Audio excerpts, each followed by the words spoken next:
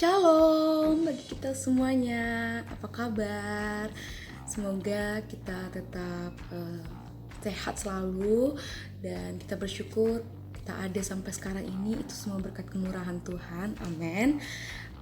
Seperti janji saya sebelumnya, saya akan berbagi dengan kita semua. Saya akan sharing apa yang saya dapat ketika saya mengikuti seminar di Malang. Saya harap ini bisa memberkati kita semua, amin. Saya bersaksi ya, kemarin waktu saya mengikuti seminar ini diadakan langsung oleh tempat saya kuliah, kampus saya itu di Unagi, di bawah bimbingan The Great Commission University. Jadi mereka mengadakan seminar E4G namanya ya, dan di sini kami dituntut untuk memberitakan Injil, untuk memberi kabar baik kepada semua orang. Nah, apa ya kabar baik itu? Jadi saya akan berbagi sharing dengan kita semua yang ada di sini. Oke. Kita tahu bahwa hidup kekal itu adalah anugerah Allah, amin. Itu terdapat dalam Roma pasal 6 ayat 23b berkata, karunia Allah ialah hidup kekal dalam Kristus Yesus Tuhan kita. Nah, hidup kekal ini tidak kita dapat karena upah atau karena usaha loh ya. Seperti dalam Efesus pasal 2 ayat yang ke-8 sampai 9 berkata, sebab karena kasih karunia kamu diselamatkan oleh iman. Itu bukan hasil usahamu, tetapi pemberian Allah. Dan itu bukan hasil pekerjaanmu, jadi jangan ada orang yang memegahkan diri. Nah, saya ada cerita nih. Misalnya, saya yakin dan percaya kita pernah dapat hadiah ya. Nah, kita pernah dapat hadiah. Nah, misalnya nih, saya kasih nih, Tia, ini ada tas baru buat kamu.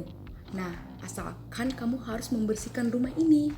Nanti saya akan kasih tas ini sama kamu. Nah, menurut kita nih, apakah Tia mendapatkan tas ini secara cuma-cuma atau melalui usaha? Nah, dia mendapatkan tas ini harus berusaha dulu, baru mendapatkan tas ini. Nah, itu namanya bukan gratis, itu namanya bukan cuma-cuma. Nah, jika saya berkata seperti ini, Tia, ini aku kasih tas sama kamu, semoga kamu dapat mempergunakannya dengan baik. Nah, itu adalah salah satu contoh yang hadiah yang cuma-cuma. Nah, begitu juga dengan kehidupan kita, ya. Begitu juga dengan hidup kekal itu. Hidup kekal itu gratis, cuma-cuma, tidak perlu membayar, seperti mendapat sebuah hadiah. Nah, tapi semua orang tidak dapat memperolehnya. Apakah yang menghalangi kita menerima anugerah ini? Yaitu dosa. Memang semua manusia telah berdosa. Saya, kamu, kita semua berdosa. Dalam Roma pasal 3 ayat 23 berkata, karena semua manusia telah berbuat dosa dan telah kehilangan kemuliaan Allah. Nah, menurut kita nih, menurut kamu, apa itu dosa?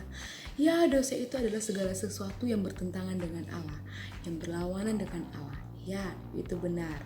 Nah, coba bayangkan, dalam sehari ini sudah berapa banyak dosa yang kita lakukan? Tentu banyak, bukan? Nah, seandainya kita adalah orang yang paling baik di dunia ini, ya, jadi kita hanya melakukan 3 dosa dalam sehari. Wah, 3 dosa dalam sehari, mana mungkin ya, seandainya ya, kita orang baik di dunia ini. Nah, jika kita hitung dengan patokan per bulan, 1 bulan kan ada 30 hari ya, 30 dikali 3 sama dengan 90. Nah, bagaimana dengan per tahun ya? 1 tahun ada 12 bulan, 12 kali 90 sama dengan 1080. Nah, bagaimana nih kita bulatkan aja menjadi 1000 ya. Nah, jika diizinkan Tuhan kita meminta, Tia, kamu mau berapa lama hidup di dunia ini? Nah, saya jawab 80. Nah, 80 dikali 1000 sama dengan 1080. Nah, apakah dengan dosa sebanyak ini kita layak masuk surga? Tentu tidak kan? Nah, jadi usaha manusia mustahil untuk menyelamatkan dirinya sendiri. Dulu saya berpikir dengan saya melayani, dengan saya rajin ke gereja, dengan saya berbuat baik kepada semua orang, saya pasti masuk surga. Nah, ternyata tidak seperti itu ya. Misalkan saya mendapat nilai matematika saya mendapat 99,99. Nah, apakah itu baik? Ya tentu itu baik. Tapi apakah itu sempurna? Ya belum tentu. Karena yang sempurna itu adalah 100. Jadi harus bagaimana dong kita? Jadi kita harus sempurna. Karena dalam Matius pasal 5 ayat 48 berkata, Karena itu haruslah kamu sempurna, sama seperti Bapamu yang di surga adalah sempurna. Nah, jadi bagaimana nih? Jadi saya ada cerita lagi. Nah, saya ada cerita lagi nih. Nah, sekarang saya akan membuat telur dadar. Saya sudah menyiapkan bahannya 10 telur, ada bawang pre, bawang bombay, bawang merah, bawang putih, tomat atau garam dan sebagainya. Nah, telur yang pertama sampai telur yang ke-9 sudah saya pecahkan dan saya masukkan ke dalam wadah. Tapi ketika saya memecahkan telur yang ke-10, ternyata busuk. Lah, jadi bagaimana ini? Apakah sajian ini layak saya sajikan atau tidak? Tentu tidak, karena telur yang ke-10 tadi sudah mencemari 9 telur yang baik.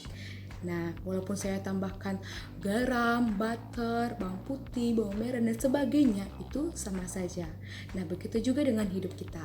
Satu dosa saja sudah mencemari hidup kita dan membuat kita tidak layak di hadapan Allah yang sempurna.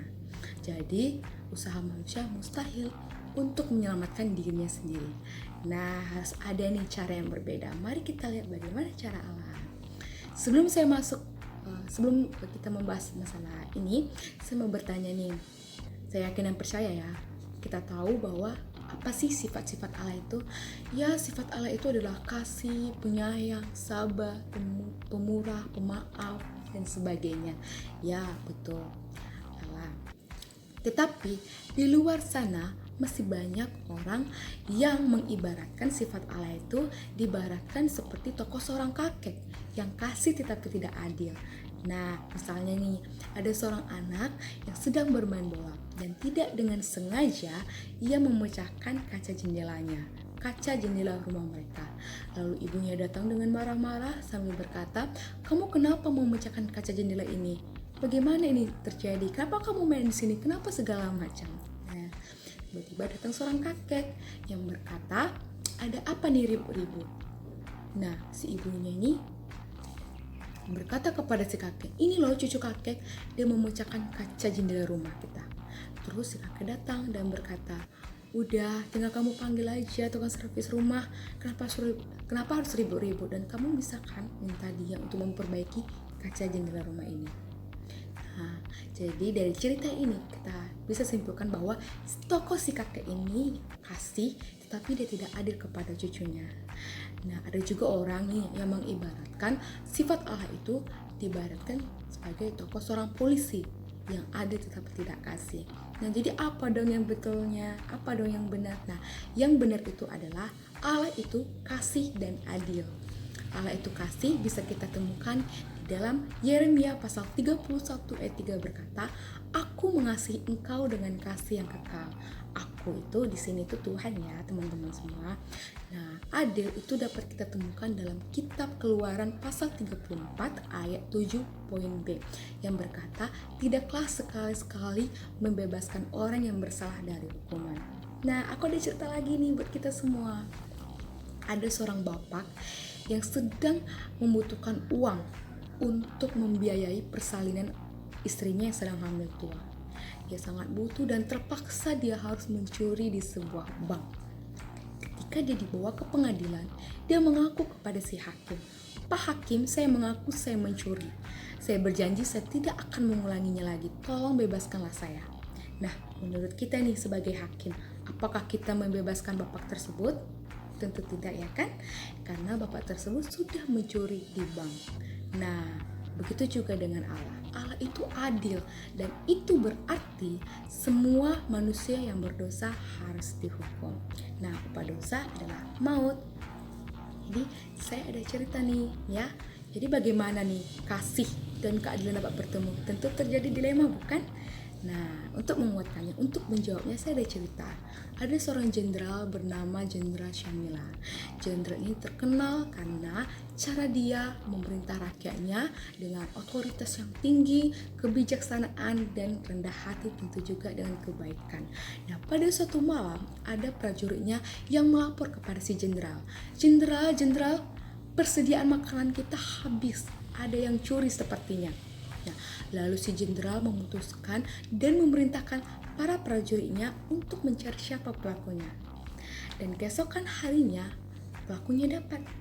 Ketika jenderal membuka topeng si pelaku, tidak disangka ternyata pelaku itu adalah ibunya sendiri. Lalu bagaimana nih? Jenderal mengalami dilema. Kalau dia menghukum ibunya, berarti dia tidak kasih dong. Tetapi jika dia tidak menghukum, berarti dia tidak adil. Nah, jadi jenderal membuat keputusan yang sangat-sangat mengejutkan semua orang. Dia melepas jubah kebesarannya, lalu dia menggantikan posisinya yang akan dihukum, menggantikan posisi ibunya yang akan dihukum.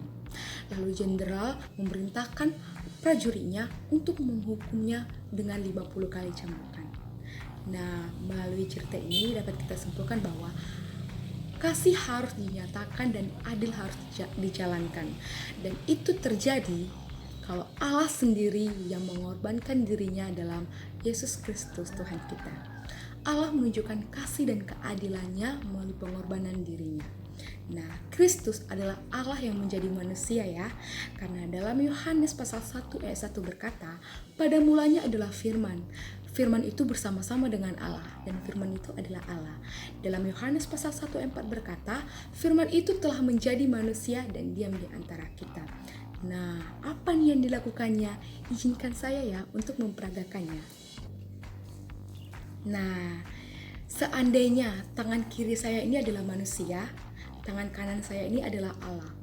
Allah ingin memberikan kehidupan kekal kepada manusia, tapi ada yang menghalangi, yaitu dosa. Seandainya ini adalah kertas ya, ini memang kertas. Seandainya ini adalah buku catatan dosa kita, tentunya tidak setipis ini dan tidak sekecil ini ya. Ini hanya contoh. Lalu semua manusia telah berdosa. Allah yang kasih tidak ingin membiarkan anaknya dihukum, tetapi Allah yang adil harus menghukum anaknya. Nah, bagaimana nih kasih dan keadilan dapat bertemu? Terjadi dilema. Nah, masih ingat kan cerita tentang Jenderal Syamila yang baru saya ceritakan? Kasih dan keadilan dapat bertemu melalui pengorbanan. Lalu Allah mengorbankan dirinya turun ke dunia untuk menjadi sama, untuk menjadi serupa dengan manusia. Tapi ada perbedaannya nih, manusia berdosa dan Allah tidak berdosa. Lalu semua dosa manusia ditimpakan kepada Allah yang pada awalnya tidak mengenal dosa, telah dibuatnya menjadi dosa karena kita, supaya di dalam Dia kita diselamatkan oleh Allah. Nah, kita bisa lihat ya di dalam 2 Korintus pasal 5 ayat 21. Lalu Yesus menjalani hukuman atas dosa manusia di kayu salib. Dan suatu hari dia berkata, sudah selesai, yang artinya seluruh dosa manusia sudah ditanggung dan dibayar lunas untuk sekali dan untuk selama-lamanya oleh Yesus. Lalu Yesus mati, Yesus bangkit dan naik ke surga untuk menawarkan kehidupan kekal kepada kita. Nah, anugerah hidup kekal ini dapat kita terima dengan iman. Nah, iman di sini itu diibaratkan sebagai beberapa kunci. Nih kunci. Iman diibaratkan seperti beberapa kunci ini. Nah, misalkan nih saya ingin membuka pintu utama rumah saya. Apakah kunci kamar bisa membuka pintu utama? Apakah kunci kamar mandi, kunci lemari kita bisa membuka pintu utama? Tentu tidak ya kan? Karena ya hanya ada satu kunci yang dapat membuka pintu utama. Begitu juga dengan kita, surga. Nah, untuk membuka pintu surga hanya ada satu, yaitu iman yang menyelamatkan. Sedangkan kunci-kunci yang lain ini adalah iman yang tidak menyelamatkan. Nah, iman yang tidak menyelamatkan itu ada 3 poin, ada 3 macam. Yang pertama itu adalah iman yang melompat dalam gelap.